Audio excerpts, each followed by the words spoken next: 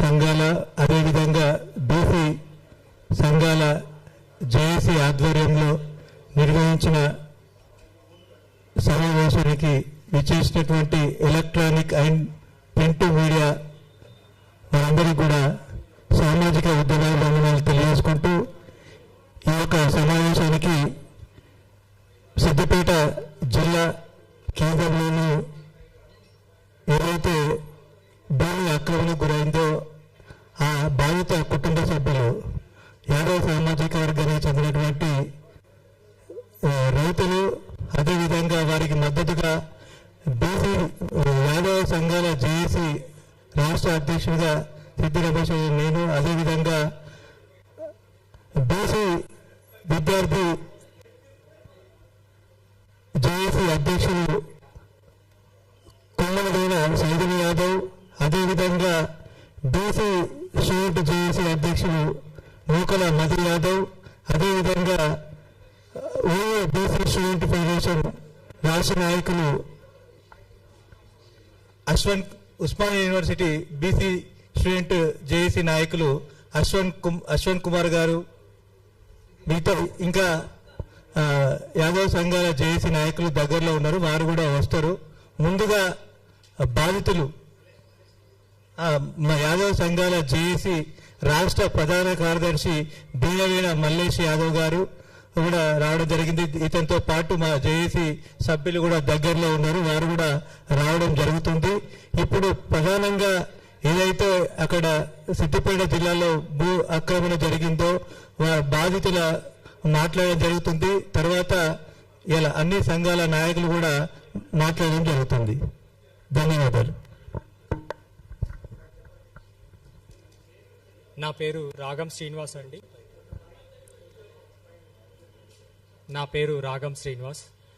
మాది సిద్దిపేట జిల్లా సిద్దిపేట అర్బన్ మండలం రంగదాంపల్లి గ్రామం. మా కుటుంబానికి 13 ఎకరాలన్నర వ్యవసాయ భూమి ఉంది మా ఊర్లో. ఈరోజు నేను మీ ముందుకు రావడానికి గల ఒక కారణం, నేను ఏ రాజకీయ పార్టీకి చెందినవాడినో లేకపోతే రాజకీయ వాళ్ళతో సంబంధం ఉన్నవాడినో కాదు. ఒక యాదవ సామాజిక వర్గానికి చెందినవాడిని, ఒక బీసీ రైతు బిడ్డగా మీ ముందుకు వచ్చిన.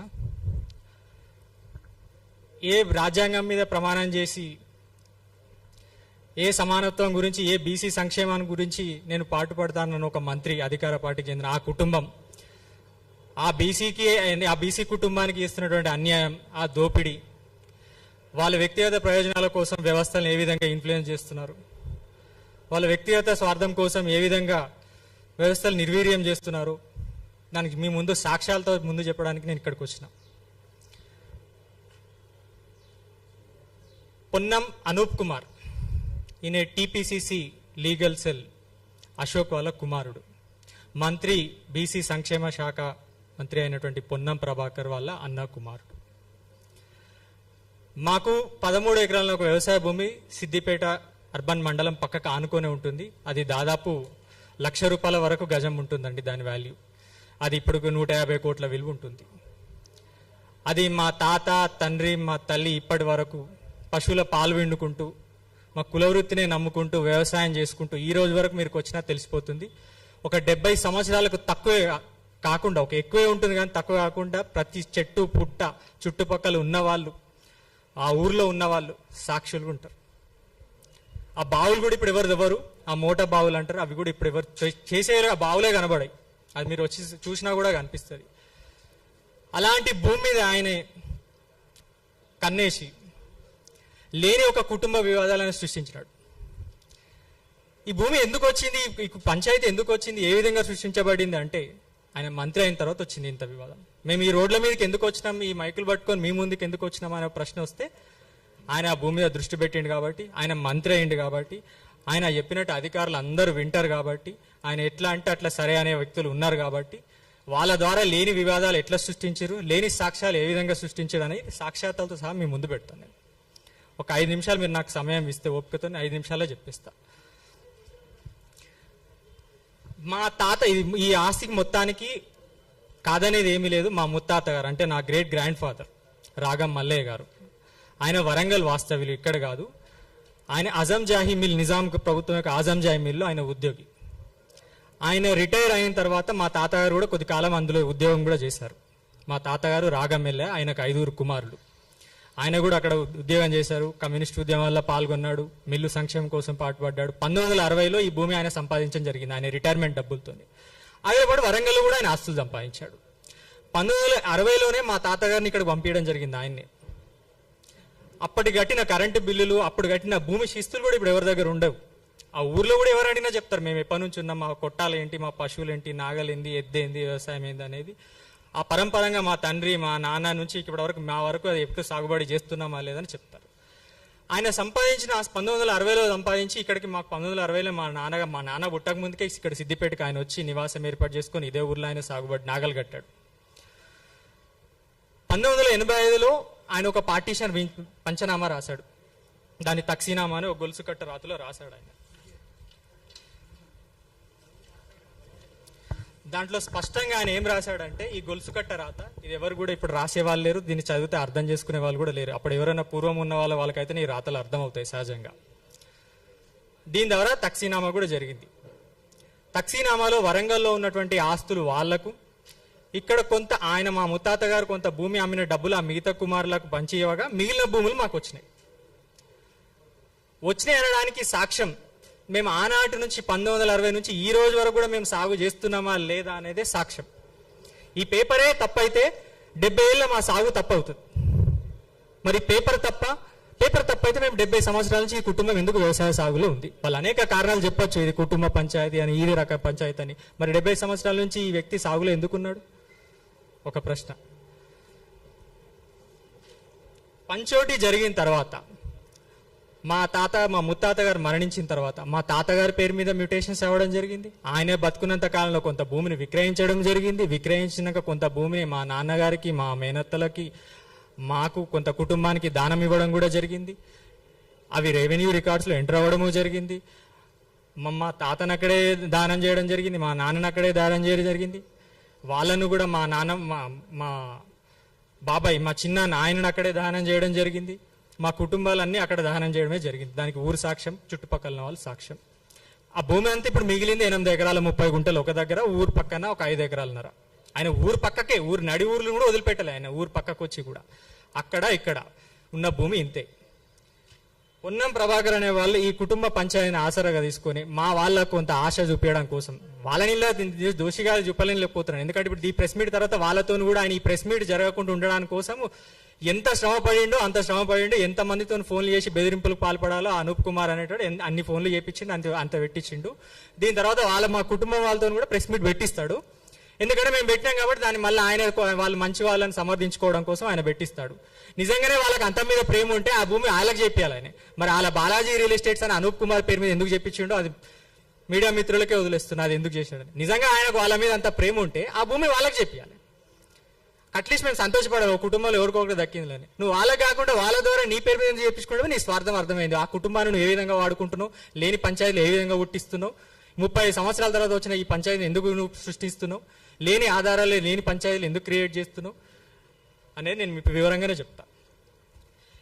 వీళ్ళంతా ఏం చేశారు? పంచోటి అంతా తప్పు, ఈ 85లో జరిగిన పంచాయతీ అంతా తప్పు, ఈ రికార్డులన్నీ తప్పు, ఈ రిజిస్ట్రేషన్లు అన్నీ మా తాత మాకు దానం చేసిన రిజిస్ట్రేషన్లు తప్పు, విక్రయించిన భూములన్నీ తప్పు, ఇవన్నీ అక్రమంగా చేయించుకున్నాయి అని కలెక్టర్లో 2025 మేలో వీళ్ళు ఒక దరఖాస్తు పెట్టించినాడు మిగతా మా ముత్తాతకు సంబంధించిన వారసుల కుటుంబాలతో. ఆ దరఖాస్తు యొక్క సారాంశం ఏంటంటే, ఎల్ఏ ఒక కుటుంబం ఏదైతే మా మల్లయ్య అని చెప్పానో ఆయన రెండో కుమారుడికి ఉన్నటువంటి పట్టాలు, రిజిస్ట్రేషన్లు అన్ని అక్రమాలు, అవి సక్రమాలు కాదు. ఆ 85లో రాసుకున్నటువంటి పంచోటి తప్పు. కానీ సాగు గురించి వాళ్ళు ఎక్కడ చెప్పలే, సాగులో ఉన్నాం కాబట్టి అది ఒకటి చెప్తే దొరికిపోతారని చెప్పలే వాళ్ళు. చెప్పకుండా ఇవన్నీ అక్రమాలంటే కలెక్టర్ ఆగమేఘాల మీద నోటీసులు జారీ చేసి, నోటీసులలో ఏం చెప్పారంటే ఈ భూమి నీది కాదని ఏ విధంగా వివరణ ఇచ్చుకోమంటే మేము అడ్వకేట్ ద్వారా పెట్టుకొని భూమి శిస్తులు 1979 నుంచి భూమి శిస్తుల నుంచి నేటి వరకు మాకున్నటువంటి రైతు బంధు, మేము విక్రయించుకున్న ఎంఎస్పీ రేటు, ఒక ఎంఎస్పీ రేట్ ఇవ్వాలంటే దాన్ని సర్టిఫై చేయాల్సిన వ్యవసాయ శాఖ అధికారి ఇస్తేనే దాన్ని సర్టిఫై చేస్తారు. ఆ సర్వే నెంబర్లో నేను పండిస్తున్నా లేదా అని చెప్పడానికి ఒక వ్యవసాయ అధికారి కూడా సర్టిఫై చేస్తాడు. ఆ ఎంఎస్పీ రేటు కూడా మేము మక్కలు అమ్ముకోవాలన్నా, యూరియా కొనుక్కోవాలన్నా ఇవన్నీ ఆధారాలు ఉన్నాయి, ప్రతి ఒక్క ఆధారం ఉంది. అవన్నీ కూడా మేము కలెక్టర్కి చెప్పినాం. చెప్పినా కూడా ఇవన్నీ ప్రణాళిక ముందే జరిగినాయి కాబట్టి ఇక మంత్రి గారు చెప్పినాక ఆగమేఘాల మీద వాళ్ళు స్పందించడం సహజమే కదా. మన మాట సామాన్యులు, ఇది నా వరకే కాదు, ఏ సామాన్య కుటుంబానికి భూమి విలువ ఉన్న ఎవరికైనా వస్తుంది ఆ బాధ. ఏ విధంగా వాళ్ళు ప్రణాళికలు చేసిరంటే అది చెప్తే మీరు హృదయ విదాకరంగా ఉంటుంది ఆ విషయం చెప్తే. మొదట వీళ్ళు బాలాజీ రియల్ ఎస్టేట్స్ అని ఒకటి ఫర్మ్ రిజిస్టర్ చేస్తారు మలక్పేటలో. దానికి డైరెక్టర్స్గా పొన్నం అనూప్ కుమార్. అక్టోబర్ 2025 ఎవరైనా తీసుకోవచ్చు. శ్రీ బాలాజీ రియల్ ఎస్టేట్స్ అని Hyderabad south register of firms దగ్గర ఆగమేఘాల మీద కలెక్టర్ దగ్గర కేసు పెండింగ్లో పెట్టించి ఒక ఫర్మ్ రిజిస్టర్ చేస్తారు. ఏదో రోజు 8 ఆగస్టు నెల 7వ తారీఖు. దాంట్లో దానికి యజమానులు పృథ్వీ పొన్నం, అనూప్ పొన్నం, ఇంకో ఇద్దరు పార్ట్నర్స్ కూడా చూపించారు. అనూప్ కుమార్ పొన్నం, పృథ్వీ పొన్నం, హౌస్ నంబర్ 7-2-990 మంకమ్మ తోట, పొన్నం కాంప్లెక్స్, కరీంనగర్. దాని తర్వాత శ్రీ బాలాజీ రియల్ ఎస్టేట్స్ పేరు మీద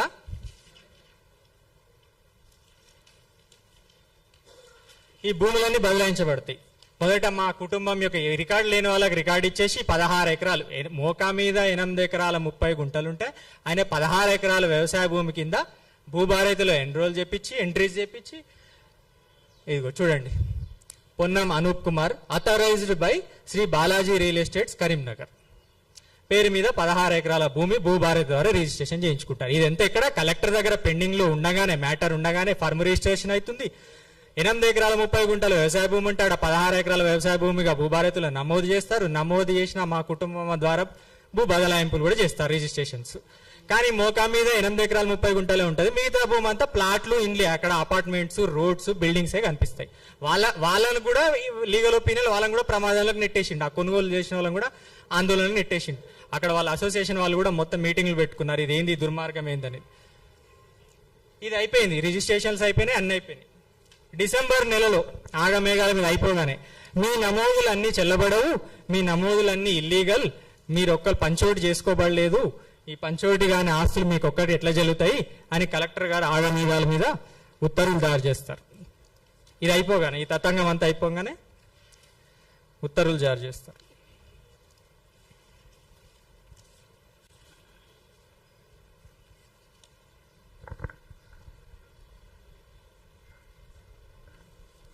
కలెక్టర్ గారు ఆర్డర్.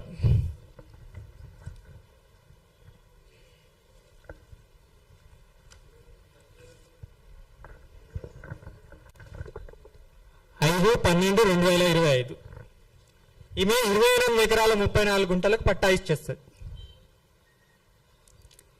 అక్కడ భూమి వాస్తవికానికి పోతే అక్కడ పంచనామా చేసిరా, అక్కడ మోకా మీద ల్యాండ్స్ ఉన్నాయా లేవా, ఇప్పటికి కూడా ఛాలెంజ్ అయ్యేది.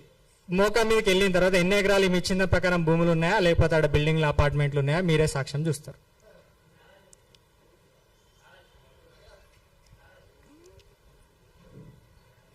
దీనికంటే పూర్వం ఇదే సంబంధించిన విషయాలలో ఇదే కలెక్టర్ మాకు డిసెంబర్లో ఆర్డర్ ఇస్తే జనవరిలో మాకు డ్రిప్ సబ్సిడీ ప్రొసీడింగ్ ఇస్తుంది. ఆమెనే మా మేసిన మక్కకు ఆమెనే సబ్సిడీ ప్రొసీడింగ్ ఇచ్చింది కలెక్టర్ గారు. ఏమని ఇచ్చారు ఆ కలెక్టర్ గారు? హైమావతి గారు మాకు సాగుబడి కోసం డ్రిప్ సబ్సిడీ శాంక్షన్ చేసింది ఆమె జనవరిలో. అంటే మేము వ్యవసాయం చేస్తామని గుర్తించే కదా నువ్వు సబ్సిడీ శాంక్షన్ చేసింది. మరి డిసెంబర్లో మేము సాగు చేస్తలేమని నీకు అప్పుడే కొత్తగా కనిపించిందా? ఇక్కడ అప్లికేషన్స్ పెట్టుకున్న వాళ్ళు క్లియర్ కట్గా కోర్టులో ఒక కేసు వేశారు. కలెక్టర్ దగ్గర అప్లికేషన్ పెట్టుకోక ముందే పార్టీషన్ సూట్ అని మా అవతల వాళ్ళు కోర్టులో కేసు వేశారు. వేసిన కేసును కూడా వాపస్ చేయించుకున్నారు, డిస్మిస్ చేయించుకున్నారు. ఇది నిజంగా కుటుంబ పంచాయతీ అని వాళ్ళు సమర్థించుకుంటే, ఇది నిజంగా వాటాల పంచాయతీ అని వాళ్ళు సమర్థించుకుంటే పార్టీషన్ కేసును ఎందుకు వాపస్ పెట్టుకోవాలి? మీరు ఫర్మ్ రిజిస్ట్రేషన్ కాగానే కేసు వాపస్ తీసుకుంటారు, కేసు వాపస్ తీసుకోగానే భూములు రిజిస్ట్రేషన్ చేస్తారు, భూములు రిజిస్ట్రేషన్ అయిపోగానే కలెక్టర్ ఆర్డర్ ఇస్తారు. గమనించాల్సిన విషయం దయచేసి, ఇది ఫస్ట్ ఫర్మ్ రిజిస్ట్రేషన్ అవుతుంది. ఫర్మ్ రిజిస్టర్ కాగానే పార్టీషన్ సూట్, కోర్టులో ఉన్న కుటుంబ పార్టీషన్ సూట్ విత్డ్రా పెట్టేసుకుంటారు. ఎవరైతే న్యాయస్థానానికి వెళ్ళి న్యాయం చేయమని వెళ్తారో వాళ్ళే ఈ కేసును వాపస్ తీసుకుంటారు. ఎవరైతే న్యాయస్థానానికి వెళ్ళి మాకు న్యాయం చేయమని అన్నారో వాళ్ళే వాపస్ తీసుకుంటారు. వాళ్ళు అక్కడే ఉన్నారు, ఎదురుగానే ఉన్నారు, వాళ్ళు కూడా దీని తర్వాత మాట్లాడతారు, వాపస్ తీసుకుంటారు. ఓకే ఓకే, ఫర్మ్ రిజిస్ట్రేషన్ అయిపోతుంది, కోర్టులో ఉన్న పంచాయతీ కేసు వాపస్ తీసుకుంటారు, దాని తర్వాత రిజిస్ట్రేషన్ బదలాయింపు జరుగుతుంది, దాని తర్వాత ఆగమేఘాల మీద కలెక్టర్ ఆర్డర్లు పాస్ చేస్తుంది. కలెక్టర్ ఆర్డర్ పాస్ చేసిన తర్వాత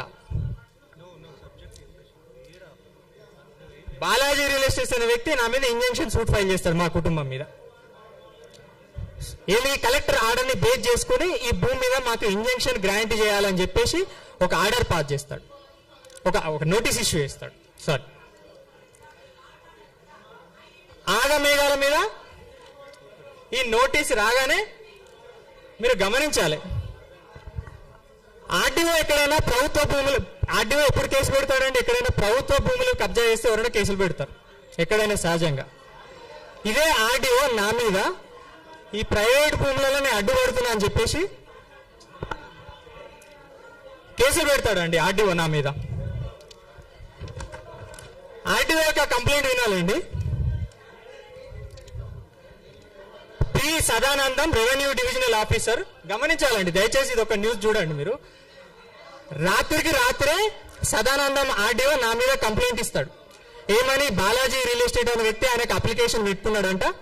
ఆ అప్లికేషన్ పెట్టుకున్న వ్యక్తికి నేను భూమి కబ్జాకు రాణిస్తలేనట, ఆయన భూమి అంటది, ఆయన భూమికి హద్దురాలు బాతనిస్తలేనట, ఆ భూమి ఆయన స్వాధీనపరచుకోవడానికి నేను సహకరిస్తలేనట అని చెప్పేసి సదానందము ఏసీపీకి కంప్లైంట్ ఇస్తాడు. ఏసీపీ కంప్లైంట్ పోగానే ఆగమేఘాల మీద ఏసీపీ సిఐకి ఫార్వర్డ్ చేస్తాడు కేసు. సిఐ ఆగమేఘాల మీద రాత్రి 9 గంటలకు బెడ్రూమ్ లోకి వచ్చి నన్ను పట్టుకొని ఈడ్చుకొని వెళ్ళి 3 టౌన్ పోలీస్ స్టేషన్ లో సీసీ ఫుటేజ్ తో సహా ఉంటాయండి, సీసీ ఫుటేజ్ తో సహా ఉంటాయి. ఆర్టీఓ కంప్లైంట్ మీద ఏసీపీ ఆగమేఘాల మీద స్పందిస్తాడు, ఏసీపీ ఆగమేఘాల మెమో జారీ చేస్తాడు, మెమో నంబర్ కూడా ఉంది ఇక్కడ, ఏసీపీ మెమో జారీ చేసినాడు. 3 టౌన్ ఫార్వర్డ్ అవుతుంది. 3 టౌన్ నుంచి సిఐ ఆగమేఘాల మీద 20 మంది పోలీస్ ఎస్కార్ట్ వేసుకొని మా ఇంటికి వస్తాడు. ఇంటికి వచ్చి మా అమ్మను, నన్ను, మా బాబాయ్ని ఈడ్చుకెళ్లి పోలీస్ స్టేషన్ లో 9 గంటల రాత్రి తీసుకెళ్లి 12:30 గంటల వరకు ఉంచుకున్నారండి. మా బంధువులందరూ 30 మంది వచ్చి పోలీస్ స్టేషన్ మీద ధర్నా చేస్తే సీసీ ఫుటేజ్ ఉంటాయి, అబద్ధాలు చెప్పాల్సిన అవసరం లేదు. ఇది ఆర్డీఓ కంప్లైంట్ ఇచ్చినటువంటి crime number 83 of 2026 P. Sadanandam, Revenue Divisional Office, Siddipet, stating that 14(3) about a petition was forwarded to the police station through ACP Siddipet by memo number 217 of memo ACP Siddipet 2025 regarding obstruction caused by the official survey work at meter. ఎవరికి abstraction చేసినా అంటే నేను ప్రభుత్వ భూమికి abstraction చేసినా చూపిస్తారా, నిరూపిస్తారా? మీరు ఒక్క ప్రభుత్వ భూమికి అబ్జర్వేషన్ల మీద ఈ విధంగా పోలీస్ స్టేషన్ చేసి పెట్టి ఆగమేఘాల మీద స్పందిస్తురా? వాళ్ళు ఏ రకంగా మొబైల్ జనరేటర్ పట్టుకొని వచ్చి మన నాగర్జున కాడ భూముల కాడ రేట్ల షెడ్ ఎట్లయితే వేసిరో ఆ విధంగా మొబైల్ జనరేటర్ పట్టుకొని వచ్చి రేట్ల షెడ్ వేసి బాలాజీ రియల్ ఎస్టేట్ బోర్డు పెట్టుకునే ప్రయత్నం చేసిరండి. మైసమ్మ గద్దెలు నిలబట్టిరు, ఇంటి గోడలు నిలబట్టిరు, నడి ఊరు బొడ్ల మొబైల్ జనరేటర్ పట్టుకొని వచ్చి మన నాగర్గుల్లో మన రైతులంగా గేట్ పెట్టి లోపల కొనిస్తలేరు కదా, ఆ రకంగా మొత్తం రేట్ల షెడ్లు ఫ్యాబ్రికేటెడ్ వర్క్ వీడియోస్తో సహా ఉందా మీకు ఇస్తా. ఇంత దుర్గు బీహార్ వర్కర్స్ పెట్టుకొచ్చి ఆడ కిరాలు పెడతారు, ఊరు చుట్టూ కిరాలు పెడతారు. బీహార్ వర్కర్స్ ని, వెల్డర్స్ ని, ఫిట్టర్స్ రెడీగా పెట్టుకుంటారు. పోలీసు వాళ్ళు వీళ్ళ ప్లాన్ ఏంది, వీళ్ళ ప్రణాళిక ఏంది? నన్ను పోలీస్ స్టేషన్ వేసి నాన్ బెయిలబుల్ వారెంట్ కింద 3 రోజులు నన్ను రిమాండ్ పెట్టించి నాకు బెయిల్ రాకుండా చేసి ఈ 3 రోజులలో వీళ్ళు పోయి భూమికి పోయి దాడి చేసి కబ్జా పెట్టుకోవాలి. దీనికి ఆర్డీఓ కంప్లైంట్ ఇస్తాడు. ఇంత దుర్మార్గమా అండి? మీరు ప్రజాప్రభుత్వమా? మీది రైతు ప్రభుత్వమా? ముఖ్యమంత్రిగా నేను వేడుకుంటున్నా, ఒక వ్యవస్థ ఫెయిల్ అయినప్పుడు స్పందించాల్సింది ముఖ్యమంత్రి అండి. జిల్లా వ్యవస్థ అధికారులు ఫెయిల్ అవుతారు, గ్రౌండ్ లెవెల్లో ఒక అధికారి ఫెయిల్ అయితే దాని పై అధికారి, ఆ పై అధికారి పనిచేయకపోతే జిల్లా స్థాయికి వెళ్తాం. ఆ జిల్లా స్థాయికి పనిచేయకపోతే ఎవరు స్పందిస్తారండి? ఒక మంత్రి స్పందించాలి. ఆ మంత్రి అన్యాయం చేసినప్పుడు ఎవరు స్పందిస్తారండి? దేశానికి రాజు అయినా ఒకటే, మంత్రి అయినా ఒక, ముఖ్యమంత్రి అయినా ఒకటే. ఇంకోటి రాజులు అంటే స్పందించరండి, పిల్లలకి ఏమైనా అన్యాయం జరిగితే వాళ్ళనే శిక్షలు వేసారు. అంతకంటే ఘోరం అండి మన ప్రజాప్రభుత్వంలో. ఇది ప్రజాస్వామ్యమా? ఏ ప్రమాణం చేసి మీరు వచ్చి వ్యవస్థ నిర్వీర్యం మీ వ్యక్తిగత స్వార్థాల కోసమా? మీ వ్యవస్థలో ఆడుకుంటుంది కలెక్టర్లందరూ మీకు ఊరిగం చేయడం కోసమా? మీరు ప్రభుత్వ సొమ్ము నిన్న చాలకుండా మా భూముల మీద వాడాలా? మీకు 100 భూములు ఉంటాయి, 100 జాగాలు ఉంటాయి కదా, మాకేముందండి మా ఆధారము? ఒక కుటుంబం ఇలా బజార్కి వచ్చింది, ఒక కుటుంబ పంచాయతీ ఎందుకు చిత్రీకరించారండి? మీరు మంత్రులు అయినందుకేనా? మీరు మంత్రులు అయిన పాపానికేనా? మీ కుటుంబాలు ఇంత మంత్రులు, మీ కుటుంబాలు వచ్చి ఏ ఆధారంతో పనిచేస్తున్నారు? మంత్రి అయిన అహంకారమే కదా మీకు. ఈ మంత్రి చెప్పినట్టు అధికారులు వింటారనే కదా. మీరు ఎక్కడికి పోవడం, వీళ్ళు పక్కపచ్చ మనిషి వీళ్ళు ఎవరు దేకరని చెప్పడానికి కదా మీ ఎంత ఉద్దేశం? ఇదే కలెక్టర్ ఇట్లాంటి సంబంధించిన కేసులలో ఒక 10 కేసులలో ఆయన ఏమని రాస్తుందో తెలుసా అండి? ఈ కోర్టుకు ఈ కలెక్టర్ అధికారికి సిమిలర్ ఇదే, కాకపోతే అక్కడ 5 లక్షలు 10 లక్షల ఎకరం ఉన్న భూములు, ఇవి కోట్లలో భూములు కాబట్టి ఆమె ఆలోచన విధానం వేరే ఉంటుంది అన్నట్టు. ఇదే ఒక నారాయణరావుపేట మండలి ఇరుకోడ్ విలేజ్ దగ్గర ఒక భూమికి సంబంధించిన ఏం రాస్తుంది అంటే, there are multiple transactions took away by registrations over the so and so subject land. The matter needs to be resolved in the competent civil court only. Accordingly, the matter is disposed of with a direction to the both parties to get matter resolved in the competent civil court అంటది. మరి ఇక్కడ competent civil court పనిచేస్తలేదా నీకు? అంటే ఇక్కడ ఏ రకంగా పనిచేస్తున్నాడు? Influence మీద పనిచేస్తున్నావు అన్నట్టు, మీరు రికమెండేషన్ మీద పనిచేస్తున్నట్టు, మీరు నియమాలు నిబంధనలు చట్టాలకు అనుగుణంగా డ్యూటీ చేస్తలేరు అన్నట్టు. మాకెవరు మమ్మల్ని ఇన్ఫ్లుయెన్స్ చేస్తారు, మాకెవరు లాలూచి చేస్తారు, మమ్మల్ని ఎవరికి రికమెండ్ చేస్తారో ఆధారంగా పనిచేస్తారు అన్నట్టు. ఇదే వాళ్ళ 10 కేసులలో మీరేమో కోర్టుకు వెళ్ళమని రాస్తారు. ఇక్కడనేమో ఉన్న కేసు వాళ్ళు విడ్రా పెట్టుకుంటారు, డిస్మిస్ పార్టీషన్ సూట్ డిస్మిస్ అయిన కేసు వాపస్ పెట్టించుకొని వాళ్ళ చేతిలో డిస్మిస్ చేయించుకొని తీర్పులు రాపించుకుంటారు. మరి ఇలా కోర్టు పనిచేస్తలేదా? మీరే అంటున్నారు ఇది కుటుంబ పంచాయతీ అని. మరి కుటుంబ పంచాయతీ అయితే కోర్టులు ఏడుస్తుందో తెలుసా? నిజాం ప్రభుత్వం అసలు నిజాం వారసుల అసలు కోర్టులలో కొట్లాడుకుంటుంది. మరి అంతకంటే హీనమా? మరి అక్కడ ఎందుకు కోర్టులు పనిచేస్తున్నాయి, ఇక్కడ కోర్టులు ఎందుకు పనిచేస్తున్నాయి? మరి మీరు చెప్పాలి కదా, కోర్టుకి వెళ్ళి నేర్చుకోమని చెప్పాలి కదా. మరి పొన్నం ప్రభాకర్ మనుషులకు వాళ్ళ కుటుంబాలకు మా కుటుంబం మీద అంత ప్రేమ ఉంటే ఆ కుటుంబానికి మా అవతల వ్యక్తి కుటుంబాలకన్నా పేరు మార్పిడి చెప్పాలి, వాళ్ళ పేరు మీద మా పేరు తీసి చెప్పించి. మరి మీ పేరు మీద మార్పిడి చేసుకున్నారు. మీకు అంత ప్రేమ ఉంటే వాళ్ళ మీద వాళ్ళ పేరు ఎందుకు ఎక్కిపోయలేదు? మీరు ఇలా వాళ్ళని దోషం అంటలేను, వాళ్ళకు 10 రూపాయలు ఆశ పెట్టి వాళ్ళ నయానో భయానో వాళ్ళకి ఇచ్చి మీరు వాళ్ళని ఉపయోగపరుచుకున్నారు అంతే, ఏం లేదు. ఇదే వ్యక్తులు పార్టీషన్ కాలేదంటారండి. కలెక్టర్ దగ్గర అప్లికేషన్ పెట్టుకున్న వాళ్ళందరూ రేపు వాళ్ళు ఇప్పుడు దీని తర్వాత వాళ్ళు వివరణిస్తారు కాబట్టి నేను ముందే చెప్తున్నాను. ఎవరైతే కలెక్టర్ దగ్గర ఒక 10 మంది, మరి ఇదే కలెక్టరు మా ముత్తాత గారికి 5 కొడుకులు ఒక కూతురండి. ఇప్పుడు వాళ్ళంతా వారసుల సంఖ్య తీసుకుంటే 40-50 మంది ఉంటారు. మరి 40-50 మందికి నేను నోటీస్ ఇవ్వచ్చు కదా. మీరు నిజంగా మీరు పంచుకున్నారా లేదా ప్రతి వ్యక్తి మీరు ఇవ్వచ్చు కదా. ఇది కోర్టు అయితే అందరికి నోటీసులు ఇస్తారు, మీరు ఎవరికి నోటీసులు ఇవ్వలేదు. ఒక 10 మంది కుటుంబంలో ఒకరిద్దరితో అప్లికేషన్ పెట్టించుకొని మీరు తీర్పులు రాసేస్తారు. ఆ తీర్పులు ఎట్లుంటాయి? పేపర్ మీద ఒకటి ఉంటుంది, వాస్తవం మీద ఒకటి ఉంటుంది. రికార్డులలో ఒకటి ఉంటుంది, వాస్తవం మీద ఒకటి ఉంటుంది. పేపర్ మీద 28 ఎకరాలు అంటారు, వాస్తవం మీద 8 ఎకరాలు 30 గుంటలు ఉంటుంది. రికార్డులనేమో వ్యవసాయ భూముల కింద నమోదు చేస్తారు, వాస్తవం కోతనేమో అక్కడ 8 ఎకరాలు 30 గుంటలు వ్యవసాయం తప్పిస్తే ఆడ అపార్ట్మెంట్లు బిల్డింగ్లు కాలనీస్ ఉంటాయి. మీరు చెప్పిన దానికి గ్రౌండ్ లో రిఫ్లెక్ట్ అవ్వాలి కదా. మేము ఏమైతే చెప్తున్నామో అది వాస్తవికంగా ప్రతిబింబింపు కావాలి కదా. అది అక్కడ అది ఎందుకు జరుగుతలేదు? మరి ఒక సర్వే మీరు ఎందుకు చేయట్లేదు? ఇప్పటికే నేను చెప్తున్నాను, నేను ఇప్పటికీ కోరేది ఏంటంటే నా ఆరోపణలు నమ్మాల్సిన అవసరమే లేదు. నేను సాక్ష్యాలతో ముందు పెట్టినా. ఇది నిజంగా తేల్చాలనుకుంటే నేను ముఖ్యమంత్రి గారు కూడా నేను ఒకటే కోరుకుంటున్నాను. నేను ఈ విషయం మీద డిఓపిటీగా కూడా కంప్లైంట్ ఇవ్వబోతున్నాను. దీనికి సంబంధించిన న్యాయ వ్యవస్థలు కానీ అధికార వ్యవస్థలు కానీ వాళ్ళందరికీ నేను కంప్లైంట్ ఇస్తా. లీగల్ గా దీని మీద ఉన్నత స్థాయి విచారణ చేయండి. మీరు నిజంగా చిత్తశుద్ధి ఉన్నట్టయితే ఉన్నత స్థాయి ఒక విచారణ, దీన్ని ఏ లెవెల్ ఎంక్వైరీ చేస్తారు? సిబిసిఐడితో చేపిస్తారా, లేకపోతే ఇంకో ఉన్నత సంస్థతో విచారణ చేపిస్తారా? చేపియండి. నేను చెప్పాల్సింది నమ్మాల్సిన అవసరం లేదు, అవతల వ్యక్తులు నమ్మాల్సిన అవసరం కూడా ఏం లేదు. మీరు విచారణ చేస్తే మీ విచారణ ఆధారంగా దోషులను మాత్రం మీరు విడిచిపెడతారా, శిక్షిస్తారా? అది మీ విజ్ఞతకే వదిలేస్తున్నా, ఈ ప్రభుత్వం యొక్క విజ్ఞతకే వదిలేస్తున్నా.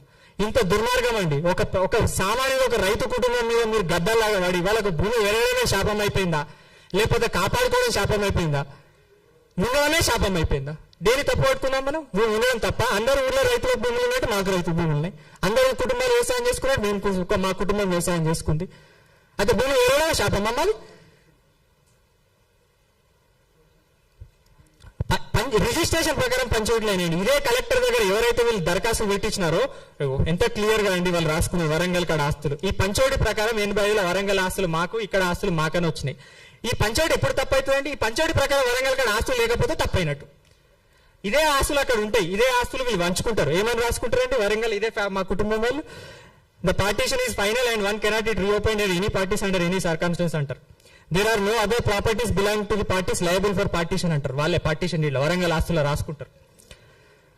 This is first and final partition of the joint family అంటారు. There is nothing to be partition అన్నాడు. The above parties have settled all accounts of joint family properties by executing this partition deed and there is nothing to be partitioned అన్నాడు. There is nothing to be partitioned అంటే అర్థం ఏంటండి?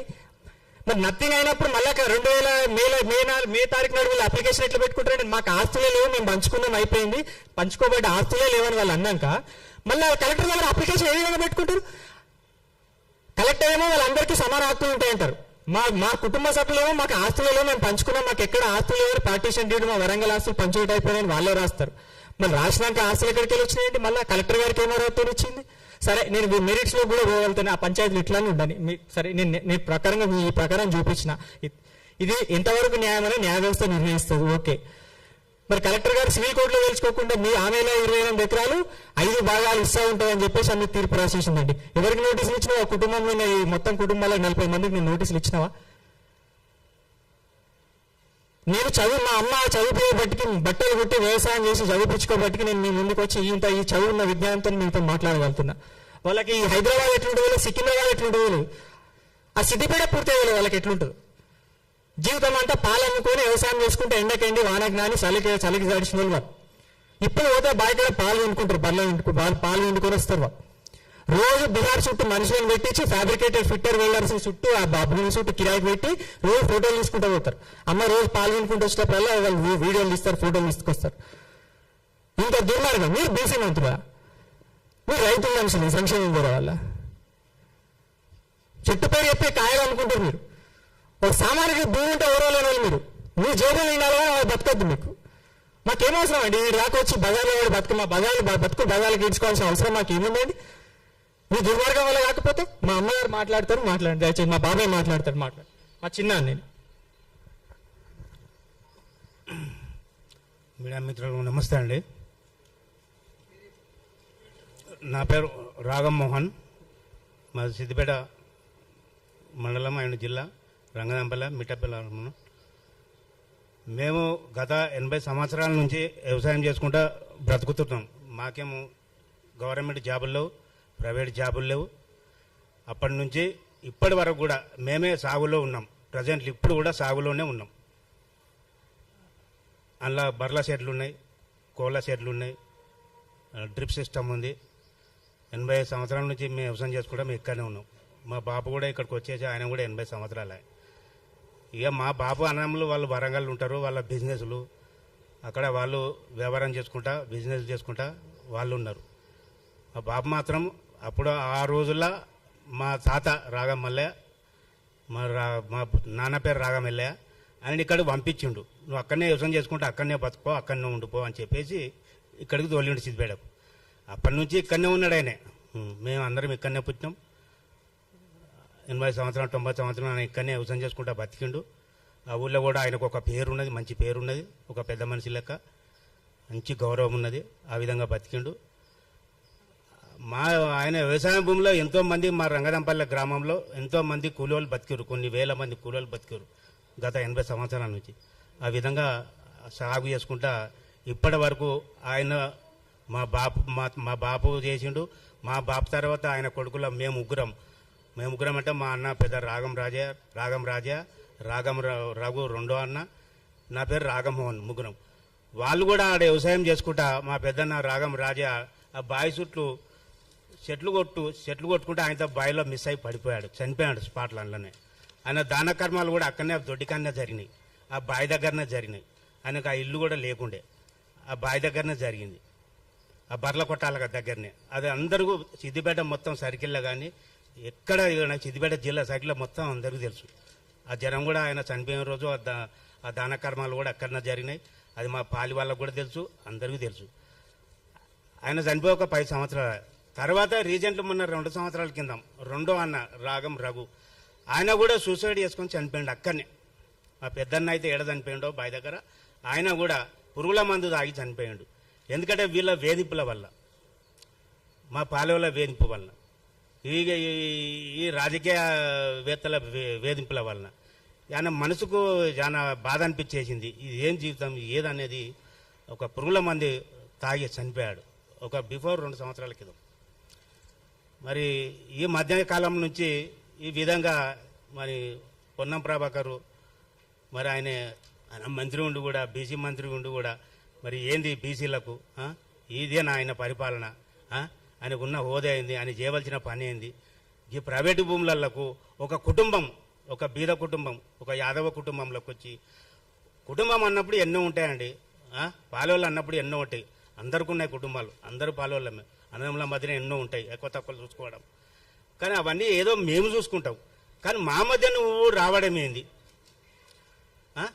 ఆ కుటుంబ వివాదం దాన్ని అనుసరించుకొని నువ్వు మా దానిలోకి నువ్వు రావడం ఏంది అంటే ఓర్వలేక ఆ భూమిని చూసి మేము కాపాడుకున్నాం. మేము గట్క తినుకుంటా మంచిలు తాక్కుంటా కాపాడుకుంటా అమ్ముకోకుండా నువ్వు ఉన్నాం. కానీ నువ్వు ఏంది అంతా దొంగ మా పాలోళ్ళు ఏదో ఒకటి నీ దగ్గరకు వాళ్ళని అనుసరించుకొని వాళ్ళు ఏదో చెప్పి వాళ్ళ మాటలు విని అవి ఎప్పుడో గతంలోనే అయిపోయినాయి. మా తాతగారు రాగమల్ల అప్పుడే 85లోనే మా పంచోడు ఇప్పుడు మా అబ్బాయి చూపించినట్టు అది ఎప్పుడో అయిపోయింది. అది అక్కడ వాళ్ళకి అయిపోయింది, ఇక్కడ మాకు వచ్చేసింది, మా బాబుకి వచ్చేసింది సిద్దిపేటలో ల్యాండ్. అప్పటికే కొంత ఆయన బతుకున్నప్పుడు కొంత అమ్మిండు వాళ్ళకి ఇచ్చేసిండు వరంగల్. మిగతా భూమి మా నాన్నగారికి రాసి ఇచ్చేసిండు. పంచోన్నామకి అది ఇప్పటికీ ఉండదు మా దగ్గర. మరి ఆ విధంగా మేము అప్పటి నుంచి ఇంతవరకు ఎవ్వరు ఇన్వాల్వ్ కాలే, ఏ రాజకీయ నాయకులు ఇన్వాల్వ్ కాలే. కాకపోతే మా కుటుంబంలో మేమే అది వాళ్ళు ఏదైనా అప్లికేషన్లు ఇవ్వడం ఎంఆర్ఓ ఆఫీసులో ఆఫీసులో కలెక్టర్ ఆఫీసులో ఇవి నడుస్తూనే ఉన్నాయి అంత మటుకే. కానీ ఈ రాజకీయ నాయకులు ఎవ్వరు మా మధ్యనే ఇంతవరకు ఎవరు రాలే. ఇప్పుడు వచ్చింది ఫస్ట్ ఈయననే పొన్నం ప్రభాకర్ గారు. పొన్నం ప్రభాకర్ అన్న ఆయన అశోక్ కొడుకు పేరు మీద అంతా దొంగ రిజిస్టర్లు చేసుకున్నారు. అంతా వాళ్ళు చెప్పినట్టు అధికారులు వాళ్ళు సహకరించారు. ఏమనంటే వాళ్ళు కూడా అడిగితే ఇట్లా చేస్తారంటే వాళ్ళు పోలీస్ డిపార్ట్మెంట్ కానీ రెవెన్యూ డిపార్ట్మెంట్ కానీ కలెక్టర్ కానీ అందరూ ఏం చేయమన్నా మాకు పైనుంచి మాకు ఫోర్స్ వస్తున్నాయి, మేమేం చేయాలి, మీరేంటో కోర్టులో చూసుకోండి, మాకు పైనుంచి ఫోర్స్ వస్తున్నాయి, మేమేం చేయాలని చెప్తుర్రు వాళ్ళు. అలాంటప్పుడు మేమేం చేయాలి, మా పరిస్థితి ఏంది? మరి ఇప్పటికైనా ముఖ్యమంత్రి రేవంత్ రెడ్డి గారిని కోరడం ఏమిటంటే మీరు మోకామికి వచ్చి మీరు ఎంక్వైరీ చేయండి.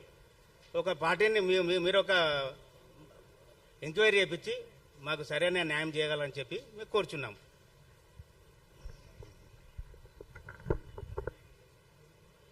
నా పేరు రాగం సుజాత, శ్రీను వాళ్ళ మమ్మీని. మా భర్త 14 సంవత్సరాలే చనిపోయి ఇప్పటికి బాయిల పడి. ఇప్పుడు నా పెళ్ళయి 82 అయింది. నా పెళ్ళయి నుంచి మా అత్తమామ అది వరకు చేసిండ్రు. మరి నా పెళ్ళయి నుంచి నేను ఇదే సాగులుండి వ్యవసాయం చేసుకుంటున్నా, నాకు వేరే పనేం లేదు. బర్రెలు పాలు కోళ్ళు ఇప్పటికీ నేను అదే పని 24 గంటలు అదే బావి కాడుండి నేను పని చేసుకుంటున్నా. మా భర్త గారు బావిలో పడి చనిపోయిండు, చెట్లు కొట్టబోయి. ఆయన వ్యవసాయం చేస్తున్నాడు. మరి మా మరిది విషం దాగి చనిపోయిండు. మరి మా పరిస్థితి ఏంటంటే ఇలా మా జాగా ఉండడమే మాకు తప్ప. ఆ పిల్లల్ని నేను నైట్ అంతా బట్టలు కుట్టుకుంటూ వ్యవసాయం చేయించుకుంటూ నేను చదివించుకున్న నా పిల్లలు కాలు నడక పోయి చదువుకున్నారండి. మాకు ఏమీ లేదు అప్పుడు తిన్నామంటే. మా తాత రాసిచ్చిన ప్రకారమే ఉన్నాం, కానీ మేమేం దొంగతనంగా చేసుకోలే, దొంగ భూములు కొనలే, మేము ఎవరి దాంట్లో పంచాయతీలో పోలే, కొట్లాడలకు పోలే. మా ఇంట్లో మేము ఎట్లా బ్రతుకుతున్నామో గట్లే బ్రతుకున్నాం. మాకు ఊర్లో కూడా ఎలాంటి రిమార్క్ లేదు మాకు ఇంతవరకు. ఇప్పుడు మా పిల్లగానికి పానప్రాయం ఉంది. రోజు చుట్టూ బావి కాడ కాపలు కాసుకుంటా ఫోటోలు తీస్తుండ్రు, వీడియోలు తీస్తుండ్రు. బీఆర్ వాళ్ళను అదే ఊర్లో కిరాయి తీసుకొని బీఆర్ వాళ్ళను 4 మనసులో పెట్టిండ్రు. ఈ పోలీసు వాళ్ళు కలెక్టర్ అమ్మ దగ్గరకు పోతే కలెక్టర్ నీదేం లేదంటది, సిపి మేడం దగ్గర పోతే నువ్వేం మాట్లాడద్దు నీదేం లేదంటది. ఏం లేదు, మేము ఎన్ని రోజుల నుంచి ఈడు ఎందుకున్నాం మేడం, మరి ఇప్పుడు ఏం లేదంటున్నారు మీరు అని అంటే నువ్వేం మాట్లాడదు అని మాట్లాడనియదు నన్ను. ఇలా మా 2 మనుషులు చనిపోయినారు, మా పిల్లలు చిన్నోళ్ళు. ఇంతవరకు మాకు ఇల్లు కూడా లేదు. మమ్మల్ని ఇంత టార్చర్ పెడుతున్నారు. మేము కిరాయికుంటూ బతుకుతున్నాము. మేము అదే బావి కాడ మా భర్తను వేసుకొని అక్కడనే ఉన్నాం, అక్కడనే చేసినాము. సంవత్సరికం కూడా అక్కడనే చేసినాము. 1 రోజులు అదే ఉన్నాము. ఇప్పుడంటే ఇండ్లైనా అండి, అప్పుడు అడవి. అప్పుడు ఆ జాగాలను ఎవ్వరు కానలేదండి.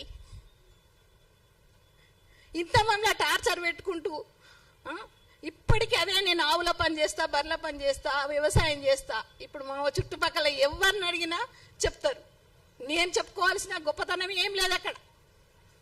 82 నుంచి చేస్తా అంటే ఇప్పటి వరకు లెక్కేయండి. నాకు అంత లెక్కలు కూడా రావు. మరి అప్పటి నుంచి మరి నేను ఉన్నది తప్ప, జాగున్నది తప్ప, మా తప్ప. వాళ్ళు కోర్టులలో పిటిషన్లు వేసుకుంటా, కోర్టులో వేస్తారు, పార్టిషన్స్ వేస్తారు, అవన్నీ తీసుకుంటారు. మళ్ళా మా పెద్దోన్ని బట్టి మమ్మల్ని ఆట ఆడిస్తారు. ఈ పెద్దోళ్ళందరూ ఎందుకండి మా ప్రాణం తీస్తారా?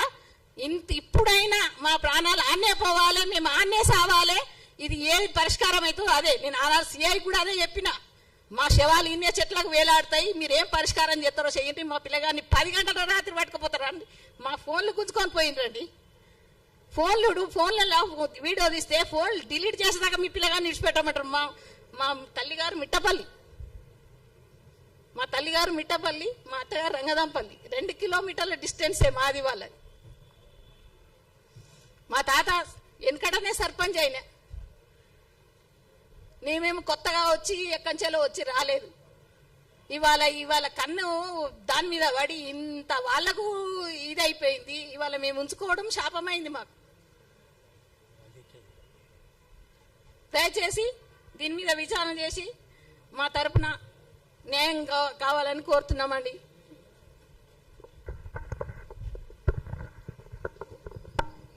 మీడియా మిత్రులకు ఇప్పుడు మీరందరూ media, electronic and print media మీ కళ్ళ ముందే జరిగింది దౌర్జన్యం. అంటే ప్రజాస్వామ్యబద్ధంగా ఒక ప్రెస్ అంటే సోమాజిగూడ ప్రెస్ క్లబ్ లో బాధితులు తన యొక్క గోడును వెళ్ళబుచ్చుకునేందుకు నిన్న ఒక రోజు ముందుగా ఈ సమయానికి మా ఆవేదన వ్యక్తం చేసుకుంటామని చెప్పేసి స్లాట్ బుక్ చేసుకొని ఇక్కడికి వస్తే ఇదే సమయానికి వాళ్ళు వచ్చి గొడవ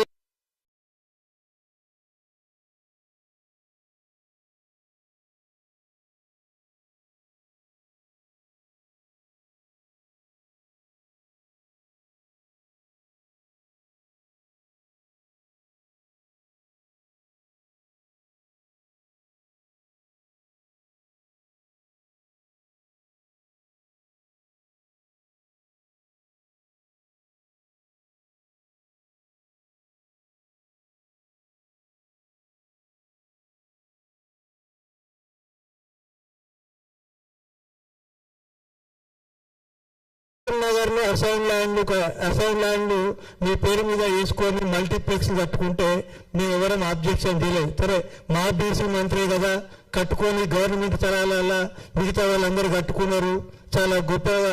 అంటే ఏదైతే మిగతా వాళ్ళందరూ కూడా కట్టుకున్నారు, మా బీసీ మంత్రి కూడా ఒక అసైన్ ల్యాండ్ లా పట్టాలు చేసుకొని మల్టీప్లెక్స్ కట్టుకున్నాడు, దవాఖాన కట్టుకున్నాడు. సరే, ఓకే కట్టుకొని అని చెప్పేసి అనుకున్నాం. కానీ ఇలా మా పేదల భూములు ఇలా యాదవులు గొర్రెల కాసుకొని బర్రెల కాసుకొని ఎద్దు వ్యవసాయంతో వ్యవసాయం చేసుకున్నటువంటి ఒక సామాన్యుల భూములు ఎందుకు కబ్జా చేసుకుంటూ నీ మంత్రి ఇన్ఫ్లుయెన్స్ ఉండేది ఉంటే ఈ హైదరాబాద్ లో చుట్టుముట్టు అసైన్ ల్యాండ్ ఉంది, నువ్వు కూడా పట్టాలు చేసుకో, మేము ఎవరం అడిగాం, మా సంఘాలుగా మేమేం ఆబ్జెక్షన్ చేయం, అరే మా బీసీ మంత్రి కదా చేసుకొని అని చెప్పేసి అంటాం. మేము బీసీ మంత్రిగా ఉండి ఓ బీసీని ఓ దళితుడు మంత్రి అయితే ఓ దళిత మంత్రిని కూడా ఓరు, నువ్వేం బీసీవో నాకు ఇప్పటికి కూడా అర్థమైతలేదు. ఇదా ఒక బీసీ మంత్రి చేయాల్సిన పనులు? ఏదన్నా వీరిద్దరి మధ్యన ఏమైనా డిస్టర్బెన్స్ ఉంటే కూర్చొని మాట్లాడి సెటిల్మెంట్ చేయాలి, నువ్వు పెద్దరికాన్ని కాపాడుకోవాలి. కానీ ఇదేం పద్ధతి? ఈ దౌర్జన్యం చేయించుడు ఎక్కడిది? మా మీద ఫోన్లు చేయించి మాకు బెదిరింపులు ఎక్కడి? ఇక్కడ మాట్లాడుతున్నా, నీకు నిజంగా వాళ్ళకి మాట్లాడాలనుకుంటే ఈ రోజు కాదు కదా, ఈ రోజు నిన్న మేము పెట్టిన తర్వాత ఈ విషయం బయటకు వెళ్ళిన తర్వాత తెలుసుకొని వాళ్ళని ప్రెస్ క్లబ్కు పంపించే వాళ్ళు రేపు పెట్టుకోను. పొన్నం ప్రభాకర్ గౌడ్, అశోక్ గౌడ్, అనూప్ గౌడ్, మీరు ముగ్గురు వచ్చి మీరు పెట్టి పొద్దున ప్రెస్ మీట్ పెట్టుకుని మా అందరికి సమాధానం చేయండి. మీరు మామూలు వ్యక్తులు కాదు, మీరు ప్రభుత్వంలో ఉన్నటువంటి మంత్రులు, మీరు ఒక గౌరవప్రదంలో ఉన్నారు. మా అందరికి కూడా మీరు, మా బీసీలు అందరూ కూడా ఒక రిప్రజెంటేటివ్. అట్లాంటి రిప్రజెంటేటివ్ ఉన్న మీరు ఇంత అన్యాయం చేయడం చాలా బాధాకరం. దయచేసి ఇట్లాంటి పనులు మానుకోవాలి, లేదంటే మేము రాష్ట్ర వ్యాప్తంగా, నేను మళ్ళీ చెప్తున్నా, ఇప్పుడు ఈయన ఇట్లాంటి చర్యలు కూడా చేస్తారు. రేపు మమ్మల్ని కూడా, అంటే ఈ కుటుంబంలో ఉన్న కలహాలను రేపు మా సంఘాలలో కూడా, మా సంఘాల మిగతా సంఘాలకు కూడా ఫోన్ చేసి అరే మీరు నెక్స్ట్ ఇంకో వాళ్ళతో కూడా ప్రశ్నలు పెట్టే పరిస్థితులు ఏర్పాటు చేస్తున్నారు. మనం గతంలో చూసినాం, చాలా మంది మా దాంట్లో ఏదైనా ఇబ్బందులు జరిగినప్పుడు లాస్ట్ టైం ఇదే వేదిక మీద వట్టజాన అనేటైనా మంత్రితో ఇబ్బందులు పెట్టినప్పుడు ఇదే జగదీశ్వర్ రెడ్డి మా యాదవులతో ఇక్కడనే ప్రెస్ మీట్ పెట్టించిన ఘనత వాళ్ళకు ఉన్నది. ఒక బీసీ మంత్రిగా ఉండి ఈయన కూడా అదే పనులు చేస్తే మేము రాష్ట్ర వ్యాప్తంగా నిరసన కార్యక్రమాలు ఏర్పాటు చేస్తాం. మేము చలో ఉష్ణోగ్రత కార్యక్రమాన్ని కూడా తీసుకుంటామని చెప్పేసి ఈ సందర్భంగా హెచ్చరిస్తూ ఏదైతే మీరు అక్రమంగా చేసుకున్నటువంటి డాక్యుమెంట్ ని క్యాన్సిల్ చేసుకొని ఈ బాధితులకు న్యాయం చేయాల్సిందిగా కోరుతున్నాం.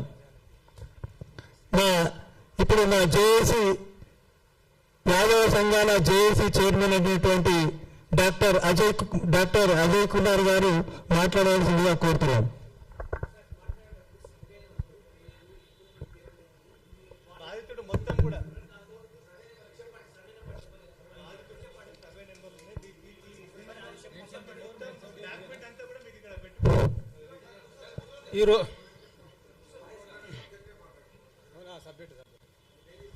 నా పేరు డాక్టర్ దాసరి అజయ్ కుమార్ యాదవ్.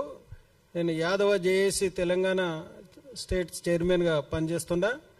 మళ్ళీ ఈరోజు దాదాపు 2 నెలల నుంచి ఈ సిద్దిపేటలో జరుగుతున్నటువంటి యాదవ కుటుంబానికి జరిగినటువంటి అన్యాయాన్ని మళ్ళీ సమాజం చూస్తూ ఉంది. అక్కడికి కూడా నిజ నిర్ధారణ కమిటీకి కూడా పోయింది. వాళ్ళు నిర్ధారణ చేసిండ్రు. ఈ ఏదైతే ఈ కుటుంబం రాగం మోహన్, అదేవిధంగా రాగం రఘు, వాళ్ళు ఇప్పుడు వాళ్ళ తాత ముత్తాతల నుంచి కూడా ఆ భూమిని అక్కడనే దున్నుకుంటూ బతుకుతుండరు. అయినా కూడా ఇక్కడ ఏం భూములు సరిపోలేదని ఈ రేవంత్ రెడ్డి గారిని అడుగుతా ఉండా, మీ మంత్రివర్గంలో హైదరాబాద్ చుట్టుపక్కల భూములన్నీ సరిపోలేదా? ఇంకా అక్కడ కూడా పోయి సిద్దిపేటలో ఒక యాదవ కుటుంబానికి సంబంధించినటువంటి ఏదైతే ఈ భూమిని కబ్జా చేసుకొని, అంటే బలవంతంగా ఫోర్స్ఫుల్ గా ప్రభుత్వం మా చేతిలో ఉంది, కలెక్టర్ మా చేతిలో ఉండడు, ఎస్పీ మా చేతిలో ఉంది, వాళ్ళని బెదిరించి ఎంతకో అంతో అగ్గువకు అమ్మిపించుకోవాలని చూడడం ఇది నిజంగా సిగ్గుచేటైన విషయం. తక్షణమే మంత్రివర్గం నుంచి పొన్నం ప్రభాకర్ గౌడ్ను బర్తరఫ్ చేయాలని కూడా ఈ సందర్భంగా తెలియజేస్తా ఉండా. అసలు నిజంగా ఒక మంత్రివై ఉండి ఒక బీద కుటుంబం అక్కడ దాదాపు 60-70 సంవత్సరాల నుంచి బతుకుతున్నటువంటి వ్యక్తులు, వాళ్ళ ఇంటి తగాదాలు ఉంటాయండి. తాత ముత్తాతల నుంచి సంపాదించిన భూమిని అక్కడ వరంగల్లో వాళ్ళ కొంతమంది కుటుంబ సభ్యులు ఉండరు, ఇక్కడ ఉండరు. వాళ్ళు వెనకటికి ఒక పేపర్ తయారు చేసుకున్నారు వాళ్ళ తాత ఉన్నప్పుడే. అప్పుడు వెనకటికి ఏమి పట్టాలు లేవు. ఒకసారి ఇట్లా మాట్లాడుకొని ఒక కాగితం రాసుకుంటే అదే ఫైనల్. అది అందరికి తెలుసు తెలంగాణలో. మళ్ళీ దాని ఆధారం చేసుకునే వాళ్ళు భూములు అక్కడ వరంగల్లో వాళ్ళు తీసుకున్నారు, యువతలో వీళ్ళు తీసుకున్నారు. సర్వే నెంబరు 974, అదేవిధంగా సర్వే నెంబర్ 978, 79, 988, 105, 1005, 1006 ఈ సర్వే నెంబర్లలో గతంలో 20 ఎకరాలు ఉన్నది, వాళ్ళు పంచుకున్నారు. ఇప్పుడు అక్కడ వరంగల్లో వాళ్ళకి ప్లాట్లు వచ్చినాయి, వాళ్ళ పాలనకు ప్లాట్లు ఉన్నాయి. ఆ ప్లాట్లకు అప్పుడు డిమాండ్ ఉన్నది కాబట్టి ప్లాట్ మేము తీసుకుంటాం, నీ ఆడ పనికిరాని భూమి ఏంది సిద్దిపేటలో అని ఒక అన్నకు అక్కడ అలాట్మెంట్ చేసిండ్రు. ఆ భూమి ఇప్పుడు కోట్ల విలువ చేస్తుంది. దానికి బాగా పరిష్కారం కోసము మేము పాలనము మేము ఇంకా తస్వ చేసుకోలేదని చెప్పి దాన్ని అడ్డం పెట్టుకొని ఈ పొన్నం ప్రభాకర్ గౌడ్ మంత్రి గారి యొక్క శిష్యులు అక్కడ ఏది బాలాజీ కంపెనీ వాళ్ళ అన్న కొడుకు బాలాజీ రియల్ ఎస్టేట్ ఈరోజు కొనుగోలు చేసుకోవడం, దాని బలవంతంగా వాళ్ళ ఏడుకోడుకు వచ్చిన కాడికి చాలని వాళ్ళు అమ్ముకొని వాళ్ళతోన బలవంతంగా కలెక్టర్తో ఆర్డర్ తీసుకోవడం ఇది చట్ట విరుద్ధం. కలెక్టర్ల గారు కూడా మనవి చేస్తున్నాం, రేవంత్ రెడ్డి గారు కూడా ఈ సందర్భంగా డిమాండ్ చేస్తున్నాం. అయ్యా నువ్వు మంత్రివర్గంలో సభ్యులను ఇట్లా ఏదైతే సివిల్ కు సంబంధించినటువంటి భూ తగాదాలను పాల్గొనొద్దని చెప్పండి. మీరు చాలా చూస్తున్నాం మేము ఈ రాష్ట్రంలో కాంగ్రెస్ ప్రభుత్వం వచ్చినాక విపరీతమైనటువంటి భూములు కబ్జా జరుగుతూ ఉన్నాయి. అదేవిధంగా రైతులను ఇబ్బంది పెడతా ఉన్నారు. ఇవన్నీ చేస్తూ సరిపోలేదని పేద రైతుకు అన్యాయం చేస్తే సహించేది లేదు. యాదవ చేసి తెలంగాణ మొత్తం కూడా ఈ కుటుంబానికి అండగా ఉంటుందని కూడా ఈ సందర్భంగా తెలియజేస్తా ఉన్నాం. మీరు నిజంగా పెద్ద మంచి అయితే వాళ్ళ కుటుంబాన్ని పిలిపించి అక్కడనే మీరు తస్వ చేయండి. మేము కూడా జేఎస్ తరఫున వస్తాము, సిద్దిపేటలోనే అక్కడ కూర్చొని మాట్లాడదాం. మళ్ళీ మీరు సిద్ధంగా ఉండరా అని కూడా పొన్నం ప్రభాకర్ గౌడ్ను ఈ సందర్భంగా సవాల్ చేస్తా ఉన్నా. మీరు ఇంకొకసారి ఈ రియల్ ఎస్టేట్ దందలు పోదండి. మీరు కోట్ల రూపాయలు ఎగవేసి ఎన్నికై వచ్చి ఈ రోజు ఆ డబ్బును మళ్ళీ తిరిగి తీసుకోవడానికి ఎవరైతే పేద భూములను గుంజుకోవడమో, ఎక్కడైతే డిమాండ్ ఉన్నటువంటి భూముల వెంట ఓడి వాళ్ళకి అన్యాయం చేయడం ఏందండి? ఈరోజు వ్యాపారం చేసుకుంటుంటారు. మీరు ఏ పార్టీ వచ్చినా కూడా అదే పనిలో ఉండరు. కాబట్టి మేము జేఏసీ తరఫున పూర్తిగా ఈ కుటుంబానికి న్యాయం జరిగే వరకు జేఏసీ అండగా ఉంటుందని కూడా తెలియజేస్తున్నాం. పొన్నం ప్రభాకర్ గౌడ్ గారిని తక్షణమే రాజీనామా చేయి, నైతిక విలువలు పాటించి ఈ కుటుంబాన్ని న్యాయం జరిగే వరకు నువ్వు మంత్రివర్గంలో ఉండటానికి లేదని కూడా ఈ సందర్భంగా తెలియజేస్తా ఉన్నాం. మేము రేవంత్ రెడ్డి గారికి కోరుతా ఉన్నాం, గౌడ్లకు ఎవరికైనా ఇవ్వాలంటే ఇంకో గౌడ్కి మంత్రివర్గంలో స్థానం ఇవ్వండి, కానీ ఇట్లా భూదందాల్లో రియల్ ఎస్టేట్ దీంట్లో ఉన్నటువంటి పొన్నం ప్రభాకర్ గౌడ్ గారిని తక్షణమే బర్తరఫ్ చేయాలని కూడా జేఏసీ తరఫున డిమాండ్ చేస్తా ఉన్నాం.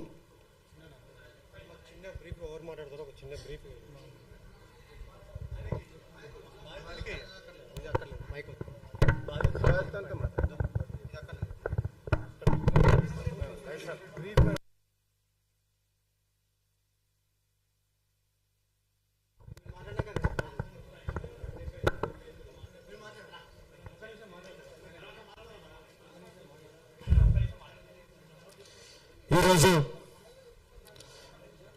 మా యాదవ్లో జరుగుతున్నటువంటి సమస్య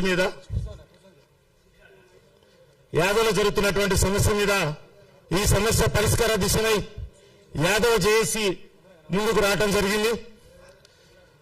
అన్న, ఈ విధంగా సమస్య జరుగుతుంది. సిద్దిపేటలో ఉన్నటువంటి భూమి మీద పొన్న ప్రభాకర్ గౌడ్ గారు మంత్రివర్యులు వాళ్ళ అన్న కొడుకైనటువంటి అనూప్ గౌడ్ గారు బాలాజీ వెంచర్ అనే పేరుతోటి మా యాదవుల భూమిని కొనుగోలు చేసినట్టుగా కాగితాలు సృష్టించి మా యాదవులకు సంబంధించినటువంటి అన్నదమ్ముల మధ్య ఎప్పుడో ఉన్నటువంటి భూమి కబ్జా వాళ్ళను ఇప్పుడు ఆల్రెడీ వ్యవసాయం చేసుకుంటున్నటువంటి భూమిని పాత కాగితాలు ఏదో సృష్టించి ప్రభుత్వం మా అందరిని మా చేతిలో ఉంది కదా అనే ఉద్దేశంతో అటు కలెక్టర్ తోటి అటు ఆర్డీఓ తోటి అందరితోటి కుమ్మక్క అయిపోయి అన్నదమ్ముల మధ్య ఉన్నటువంటి పరిష్కారాన్ని వాళ్ళు సరి తీసుకుంటారు. నువ్వు మధ్యలో ఇన్వాల్వ్ అయి ఒక మంత్రిగా ఉండి నువ్వు చేయవలసినటువంటి సంక్షేమ పథకాలు సంక్షేమ విధానాలు నువ్వు అమలు చేయకోకుండా నువ్వు ఇవి డబ్బులు సంపాదించుకునే విధంగా పేద ప్రజల భూముల మీద పడి ఈ విధంగా చేయడం పద్ధతి కాదు. మంత్రివర్యులు గారు, నువ్వు మా బీసీ సంబంధించినటువంటి మంత్రివి, నువ్వు ట్రాన్స్పోర్ట్ మినిస్టర్వి, నువ్వు చేయవలసినటువంటి పనులు ఎన్నో ఉన్నాయి. నువ్వు ఏమైనా వెంచర్లు వేసి ఈ భూములు కొనడం అమ్మటం ఇలాంటి విషయాలు కాదు నువ్వు చేసేది చాలా ఉన్నాయి. తస్మాత్ జాగ్రత్త. నువ్వు బీసీ మంత్రి ఉన్నాయి కాబట్టి గట్టి గద్దాంచలేకపోతున్నాం. రేవంత్ రెడ్డి గారు మీ మంత్రివర్యులు తప్పుదారి పడుతున్నారు. ఆ విధంగా అతనిపైకి వచ్చే మీరు క్రమశిక్షణ చర్యలు తీసుకోవాల్సిందిగా మేము తెలియజేస్తున్నాం. మాకు సంబంధించినటువంటి సమస్యలు ఏదైనా ఉంటే ముందు మేము చూసుకుంటాం. మా కుటుంబ సమస్యలు, మా యాదవుల సమస్యలు, అన్నదమ్ముల సమస్యలు మేము సాల్వ్ చేసుకుంటాం. నువ్వు ఎవరో మధ్యలో వచ్చి భూమిని రిజిస్టర్ చేసుకొని నేను సాల్వ్ చేస్తానని చెప్పేసి బాలాజీ వెంచర్ కొనుగోలు చేసినట్టుగా కాగితాలు సృష్టించి తప్పుదారి పట్టిస్తున్నావు. తస్మాత్ జాగ్రత్త. యాదవులకు ఏదైనా కానీ కొన్ని సంవత్సరాల పాటు వ్యవసాయం చేసుకుంటూ భూమి మీద ఉన్నారు.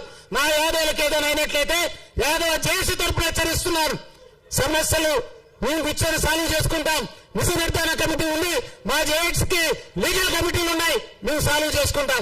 మధ్యన మీరు వచ్చి సమస్యలు సృష్టించి మా యాదవులను ప్రాబ్లం గురి చేసినట్లయితే యాదవ జేఏసీ హెచ్చరిస్తుంది. తస్మాత్ జాగ్రత్త. పొన్నం ప్రభాకర్ గౌడ్ గారు, మీ అన్న కొడుకి తెలియజేయండి, మీ బాలాజీ వెంచర్ మళ్ళీ నువ్వు వెంచర్ కూడా క్రియేట్ చేసుకోకుండా యాదవ జాతి తిరగబడుతుందని కూడా చెప్పి పొన్నం ప్రభాకర్ గారికి హెచ్చరిస్తున్నాను. అదేవిధంగా గౌరవనీయులైనటువంటి రేవంత్ రెడ్డి గారు, మీ ప్రభుత్వంలో ఉన్నటువంటి మంత్రివర్యులు కొంతమంది ఇలాంటి కార్యక్రమాలు చేస్తున్నారు. యాదవ్ చిన్న చూపు చూస్తున్నారు. తస్మాత్ జాగ్రత్త. యాదవ్ చేసి వార్నింగ్ ఇస్తుంది. మీరు ఇలాంటి కార్యక్రమాలకు మీరు పాల్పడ్డట్టయితే ప్రభుత్వానికి తగిన బుద్ధి చెప్పాల్సి వస్తుందని తెలియజేస్తూ సెలవు తీసుకుంటున్నాను. నా పేరు Chilakala Srinivas Yadav JAC vice chairman.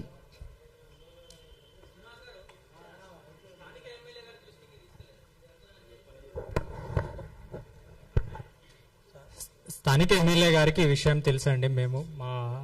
వాళ్ళు కూడా వెళ్ళి చెప్పారు ఇట్లా జరిగితే ఆయన ఖచ్చితంగా మీరు న్యాయ పోరాటం చేయండి అని అన్నారు. ఆయన ఖచ్చితంగా మాకు అండగానే ఉంటానని ఆయన వాగ్దానం ఇచ్చారు.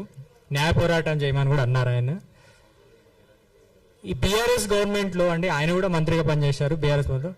ఆయన క్యాంప్ ఆఫీస్ పక్కన నుంచి ఈ ల్యాండ్ ఉంటుంది, అంతా ఒక 300-400 మీటర్స్ దూరంలో ఉంటుంది. అంత పెద్ద హోదాలో కూడా ఎవరి పార్టీకి చెందిన వాళ్ళం కాదండి, ఎవరిని పొగడమో వాళ్ళు తిట్టడం మా ఉద్దేశం కాదు. ఒక్కసారి కూడా వాళ్ళు ఈ మీద దృష్టి పెట్టలేదు.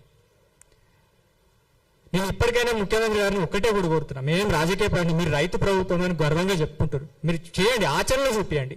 మీ మీద మాకు ఏదో బురద వెళ్ళడమో కావాలని చెప్పడమో, మేము రాజకీయ నాయకులకు చెందిన వాళ్ళం కాదు, మాకేం రాజకీయ కోరికలు కాదు, ఎవరి మాటలు చెప్పుడు మాటలు విని మేము చేసే వాళ్ళం కాదు.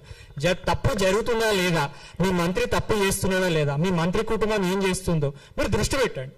ఇలాంటి వాళ్ళని మీరు మంత్రిని చేసి వదిలేస్తే మన మృగాలు కదా ఎవరు పడితే వాళ్ళు వేటాడినట్టుగా ఎవరో ఆస్తులు పడితే వాళ్ళు వేటాడుతున్నారు. జనాల్లోకి వెళ్ళి ఆస్తులకు రక్షణ లేకుండా అయిపోతుంది, వ్యక్తులకు రక్షణ లేకుండా అయిపోతుంది. ఇలాంటి వాళ్ళు వ్యవస్థలోకి వస్తే చాలా ఇబ్బందులు మా సామాన్యులు ఎదుర్కోవాల్సి వస్తుంది. మీరు బాగానే ఉండొచ్చు కానీ సామాన్యులు ఎదుర్కోవాల్సి వస్తుంది. దయచేసి మీ దృష్టిలో పెట్టండి, విచారణ చేయండి, విచారణ ఆధారంగానే న్యాయం చేయండి తప్ప నేను మిమ్మల్ని ఏమంటలేదు. నేను పదే మేము చేతులు జోడించి ప్రార్థిస్తున్నాను ముఖ్యమంత్రి రేవంత్ రెడ్డి గారికి. మీ మంత్రి ఏం చేస్తున్నాడు, ఏం ఘనకార్యాలు చేస్తున్నాడు, నేను చెప్పిన దాంట్లో వాస్తవం ఎంత ఉందో అవాస్తవం ఎంత ఉందో మీరు విచారణ చేస్తే తెలుసుకుంటే పెద్ద విషయం ఏం కాదు. మా మాటలు చెప్పి నమ్మాల్సిన అవసరమే లేదు. మీ చేతి కింద ఎంతో వ్యవస్థలు ఉన్నాయి, మీ దృష్టికి తీసుకురావాలనుకుంటే తప్పులు ఎవరు చేశారు ఒప్పులు ఎవరు చేశారు అనేది మీకు తెలిసిపోతుంది. దాని ఆధారంగా న్యాయం చేయండి. ఇలాంటి మంత్రులు మాత్రం దయచేసి ఆ విచారణ ఆధారంగా బర్తరఫ్ మాత్రం చేయండి. 10 మంది కాపాడే వాళ్ళు అవుతారు, నాలాంటి వాళ్ళకి ఇంకో వాళ్ళకి ఈ పరిస్థితి రాకుంటుంటుంది. దయచేసి